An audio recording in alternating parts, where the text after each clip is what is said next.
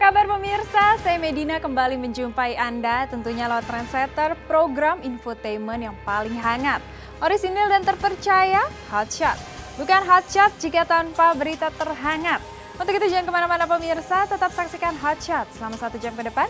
Sebab Hotshot selalu menguak sisi lain di balik berita dan fenomena.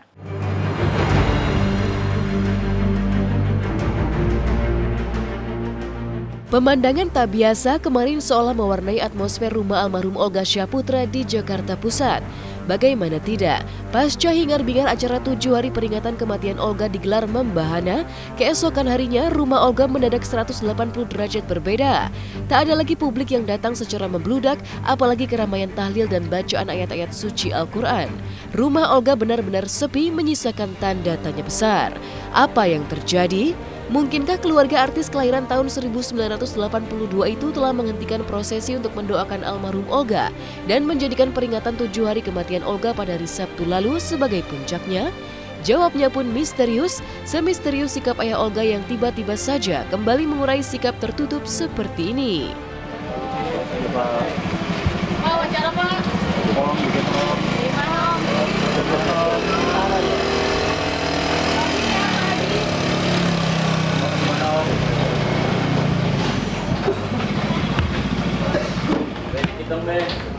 Pak Haji, sehat Pak Haji?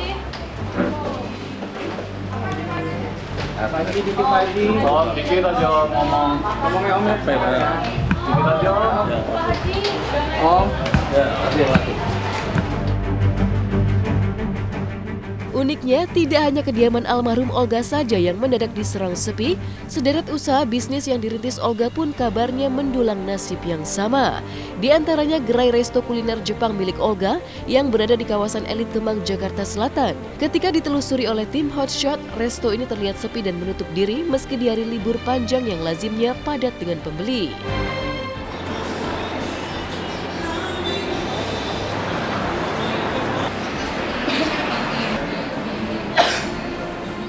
Iya, kalau orang yang nggak tahu tuh terkesan saya yang punya restoran ya. Kan bukannya Olga yang jadi saya cuma naruh duit di situ nggak banyak nih, dikit, kecil sekali.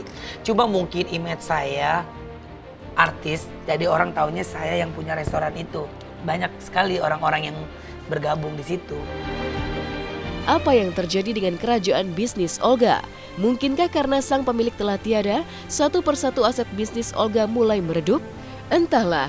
Yang pasti, Olga membangun bisnis dan sejumlah aset kekayaan fantastis miliknya tersebut bukan dengan jalan yang mudah, melainkan perjuangan dari titik nol yang penuh dengan air mata dan jatuh bangun. Masih tergurat jelas di benak sahabat hingga orang-orang terdekat Olga, betapa artis berdarah Betawi itu kerap menggelandang dan berbekal dari belas kasihan sejumlah artis untuk hanya sekedar bertahan di jagat hiburan dan hidup dalam rumah susun sempit penuh kenangan pahit manis berikut ini. Welcome to home. Nah, ini dia tempat Olga tidur, tempat Olga nangis, tempat Olga bahagia, tempat Olga ya semua dia Olga curahin di rumah ini. Ya walaupun kamar gue kecil, berantakan, tapi gue nyaman banget di sini. Gak tau kenapa, gue tuh gak bisa pindah dari rumah ini.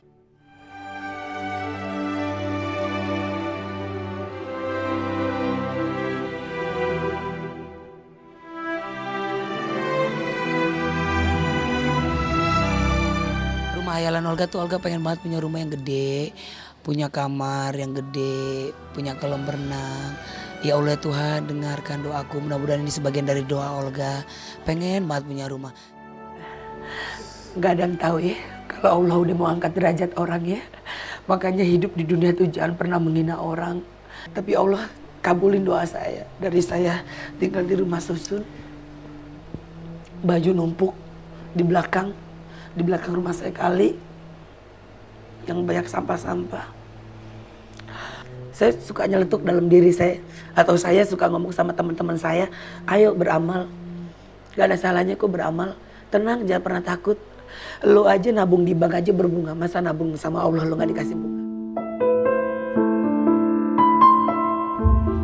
Maksudnya yang paling diingat adalah ya masa-masa dia baru-baru bangkit juga gitu ya, maksudnya bukan bangkit apa, mulai karirnya gitu. Dulu masih dia tinggal di rumah susun gitu. Bekti main-main dong ke apartemen gue, ada kolam renangnya segala macam gitu kan.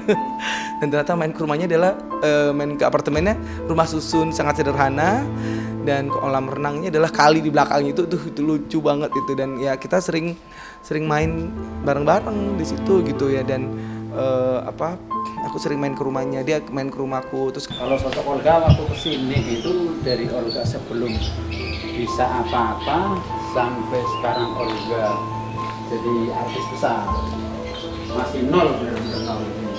Jadi kalau di sini memang ruangannya kan kecil, hanya tipe 21.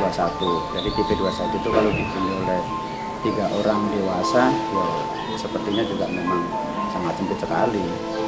Di tempat inilah seringkali buat duduk-duduk bareng Olga dengan warga rumah susun sekitar. Inilah bangku yang di sini ini, yang katakanlah bangku-bangku ini pernah merasa diduduki oleh si Olga untuk melakukan aktivitas ngobrol-ngobrol interaksi dengan warga rumah susun, mengkonsumsi mie instan, kemudian bubuk, rata-rata seperti itu yang sering kami lihat. Saya kalau mau ke Pamulangnya itu jauh banget di dalam gitu kan. Saya kalau ke Pamulang sini bang, ke lokasi, saya ngeteng 6 kali di rumah gitu kan. Kan kita sedih kan dengerin. Ya udah masukin barang nggak? Ya boleh dong, gue ikut dong, dia bilang gitu kan. Ya udah gue tungguin kan di dekat rusun itu ada tempat cucian mobil. Gue tunggu di situ ya. Gue tunggu di situ karena gue mau cuci mobil dulu. Ya udah Bang Baron tunggu di situ, ntar gue ke situ naik bajai dia bilang gitu. Udah pas gue lagi cuci mobil, tiba-tiba di bajai itu ada pala yang keluar gitu kan. Ayo. Wah gila juga nih orang gitu kan.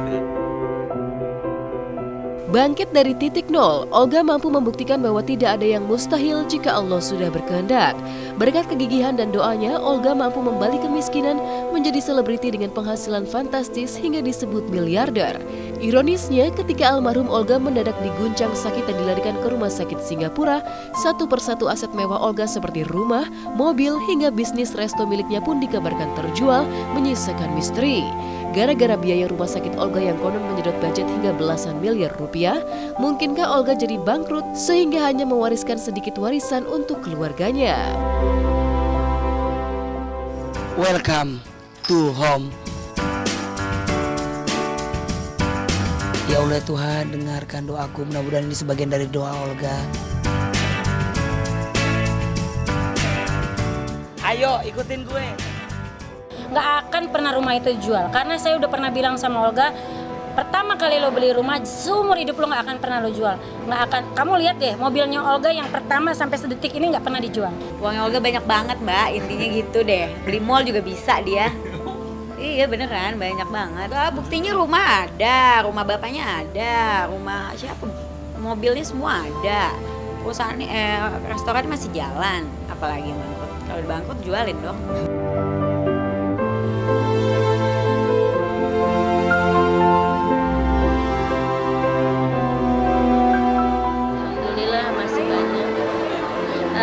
Untuk Olga itu sudah, kalau dibilang memang sudah mempersiapkan lah. Dia segala sesuatunya memang buat keluarga.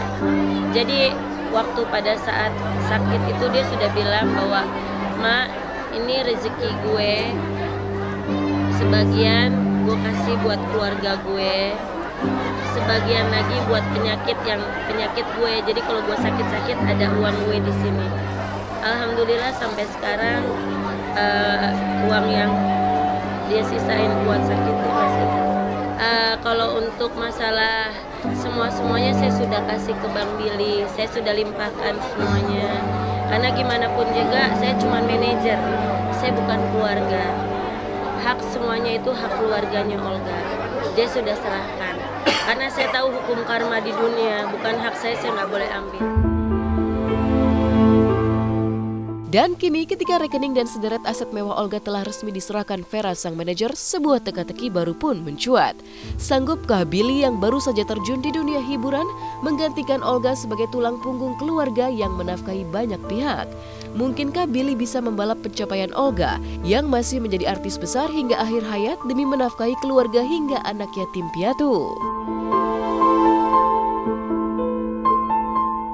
Tinggalnya Olga, mudah-mudahan Bang Billy bisa menopang keluarga Bang Billy. Secara kan sebelum Sebelum Olga pergi kan keluarga Bang Billy dinafkain sama Olga dari adik-adik Bang Billy yang kecil, sekolah segala macam. Tapi berpulangnya Olga, insya Allah Bang Billy sanggup, atas izin Allah ya Bib, Bang Billy sanggup untuk menafkahi keluarga Bang Billy.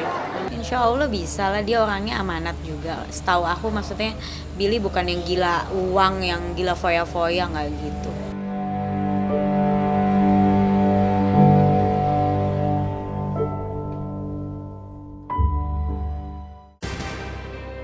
Perjuangan jatuh bangun pekan ini rupanya sedang menguji pesinetron Eza Gionino. Pasalnya, sang ibunda tengah mengalami sakit stroke dan butuh perawatan lebih. Kabarnya Eza pun kian dibuat galau karena harapan sang ibu yang ingin menyaksikan Eza segera menikah. Nah, bagaimanakah Eza menjalani ujian serta pengorbanan di tengah kesibukan syuting demi sang ibunda? Mungkinkah Eza telah memiliki kekasih baru? Tapi benarkah sang ibunda trauma jika Eza menjalin kekasih dengan selebriti? Simak berita lengkapnya hanya di Hot Chat sesaat lagi.